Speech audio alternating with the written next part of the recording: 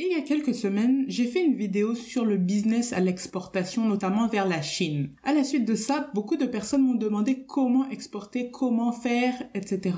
À partir d'aujourd'hui, je vais vous expliquer comment exporter. J'ai découpé mes vidéos en plusieurs parties parce que le tout est assez long et je veux vraiment être sûr de votre intérêt. Le contenu que je vous propose est 100% gratuit aujourd'hui, mais il prend du temps à être assemblé et restitué de la façon la plus claire, nette et précise possible. Quand on prend le temps de faire toutes ces vidéos, c'est vraiment motivant pour nous de voir que les gens posent des questions, commentent, mettent un pouce vers le haut. Donc mes chers amis, vous savez ce qu'il vous reste à faire. Ok, revenons donc au business d'exportation en 3 parties. La première qu'on traitera aujourd'hui sera l'étude préliminaire pour se lancer. La deuxième partie portera sur les conditions d'exportation avec quelques exemples. Pour la troisième et dernière partie, nous parlerons de tout ce qui concerne l'expédition et le dédouanement à l'arrivée. Bonjour, bonsoir et bienvenue dans un nouvel épisode de la chaîne Agro-Eden. Nous parlerons agriculture tropicale essentiellement avec un focus sur l'Afrique. Nous aborderons des sujets d'actualité, mais aussi des concepts et définitions. Je suis Muriel, ingénieure agronome. L'objectif est de démystifier l'agriculture. Si tu veux gagner du temps dans tes projets agricoles, écoute mes conseils, abonne-toi et active la cloche des notifications pour être informé de la publication de chaque nouvelle vidéo. Pour cette première partie donc, lorsqu'on souhaite créer un business d'exportation de produits agricoles, il est important de prendre en compte différents paramètres. L'un de ces paramètres est de déterminer son statut. Selon qu'on est agriculteur, exportateur ou détaillant, les besoins ne seront pas les mêmes. Ensuite, il est important de savoir où s'approvisionner et pour cela, il faut connaître les produits que l'on souhaite exporter. Une étude de marché permettra de connaître les opportunités et les caractéristiques des marchés cibles.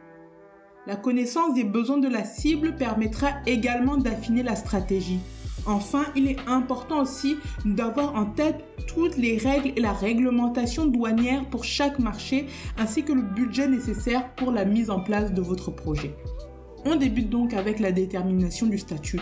Qu'est-ce que j'entends par statut? C'est de savoir si vous êtes plutôt l'agriculteur ou bien vous faites partie d'une coopérative agricole ou d'un groupement de producteurs. Vous pouvez aussi avoir la place du négociant ou de l'exportateur. Sinon, être à l'autre bout de la chaîne, le détaillant. Vous pouvez même être totalement hybride dans le sens où vous produisez, mais en même temps vous exportez et vous revendez à l'extérieur de votre pays. C'est important de vraiment fixer son statut. Par exemple, si vous n'avez rien que le statut d'agriculteur. Donc ça veut dire que vous êtes dans la production. Pour exporter, vous aurez forcément besoin d'un exportateur ou bien d'un négociant qui gérera les risques de l'exportation avec vous et qui vous aidera sans doute à trouver un client. Et c'est pareil, en tant qu'agriculteur ou coopérative, vous aurez besoin d'un statut juridique pour votre exploitation ou même pour le groupement de producteurs. Vous aurez évidemment besoin de parcelles arables, de bonnes semences pour produire, d'un lieu de stockage, éventuellement peut-être d'un lieu de transformation si vous voulez aussi transformer vos produits. Dans le cas où vous êtes négociant ou exportateur de produits agricoles, on s'entend, on parle toujours d'agriculture ici, vous allez devoir trouver l'agriculteur ou le groupement de producteurs qu'il vous faut. Et ensemble, vous allez pouvoir gérer les risques liés à l'exportation. Peut-être même qu'en étant exportateur, voir le contrat que vous signez avec les agriculteurs, vous serez chargé de trouver les clients. Et là encore, les besoins du négociant sont tout autres. L'équipement et le matériel dont vous aurez besoin pour la création de votre entreprise, ce sera un ordinateur, une imprimante, éventuellement un entrepôt. Il y a quelques années au Cameroun, j'ai rencontré un monsieur qui était dans l'exportation, mais en fait, il se procurait le manioc qu'il transformait en bâton, en mintumba ou bien le chikwang pour certains, donc le manioc fermenté, et qu'il exportait puis revendait en France directement dans une boutique qu'il avait à Paris, et il envoyait une autre partie de son manioc fermenté à un grand magasin de distribution. Donc ce monsieur était transformateur, exportateur et détaillant. Vous voyez donc que les choses ne sont pas figées, on peut avoir différents statuts. Et encore une fois, vos besoins ne seront pas les mêmes.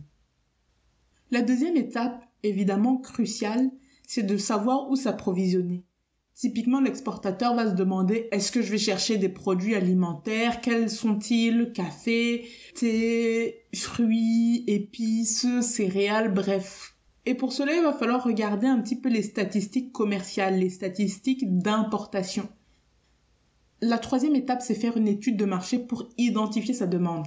Elle permet donc de comprendre la demande pour ces types de produits sur des marchés ciblés, les concurrents présents sur ces marchés, les prix qui sont pratiqués, également les réglementations douanières en cours et les tendances.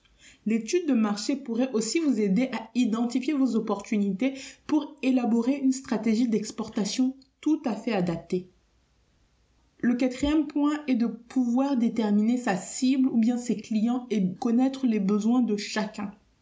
On commence par exemple avec là où les centrales d'achat qui sont un regroupement d'organismes qui achètent de très grandes quantités de produits pour les distribuer ensuite aux grossistes ou aux détaillants. Leur besoin c'est quoi? C'est d'acheter au prix le plus réduit possible. C'est pour ça qu'ils vont se réunir en organismes. Plus ils sont gros, mieux ils pourront appliquer l'économie d'échelle et donc vous acheter à un prix réduit. Les grossistes vont être également ceux qui achètent des produits en grande quantité et qui vont les distribuer auprès de transformateurs ou bien de marques ou bien même de détaillants ou de restaurateurs. Alors que le producteur transformateur, lui, va évidemment vouloir acheter à l'exportateur à un prix qui soit décent, mais que les produits soient de qualité. Les distributeurs seront les personnes chargées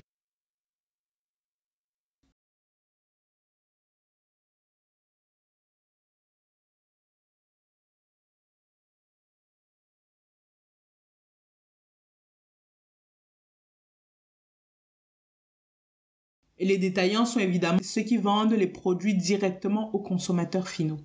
Vous comprenez donc ici que les besoins vont être différents selon vos cibles. C'est pour cela donc qu'avant de vous mettre sur le marché, identifiez bien les clients auxquels vous voulez vous adresser. Le cinquième point est de savoir où on veut envoyer sa marchandise pour connaître les règles et la réglementation douanière. Très clairement, la réglementation est différente si vous envoyez en Chine ou bien en Europe, ne serait-ce qu'en termes de droits douaniers ou de formalités.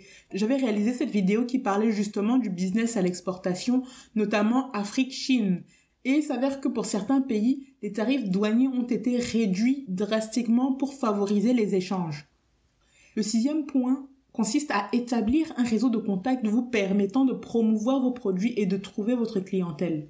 Par exemple, ici, l'idée serait de participer à des salons ou des expositions pour découvrir d'éventuels partenaires ou même des acheteurs. Intéressez-vous aussi à tout ce qui est plateforme en ligne parce que typiquement sur Facebook, vous allez trouver des groupements de producteurs, des transformateurs qui sont prêts à expédier leurs produits à l'étranger ou même des clients qui sont à la recherche de produits de qualité. Septième et dernier point, le budget. Alors le budget représente tous les coûts qui sont liés à la production des produits, à l'achat d'équipements, le transport, les frais de douane, les taxes et les frais administratifs, ainsi que les coûts liés à la promotion et à la recherche de clients potentiels. Je peux pas vous donner de prix ici parce que tout dépend du marché cible de chacun, du lieu d'exportation, même du statut dans lequel il s'insère. Voilà qui fait le tour pour cette première partie. En conclusion donc, avant de se lancer dans l'exportation de produits agricoles, il est important de réaliser une étude préliminaire afin de déterminer son statut, son marché cible et le budget nécessaire. Il est capital de bien connaître les réglementations douanières en vigueur pour chaque marché cible ainsi que les besoins de sa cible pour affiner sa stratégie.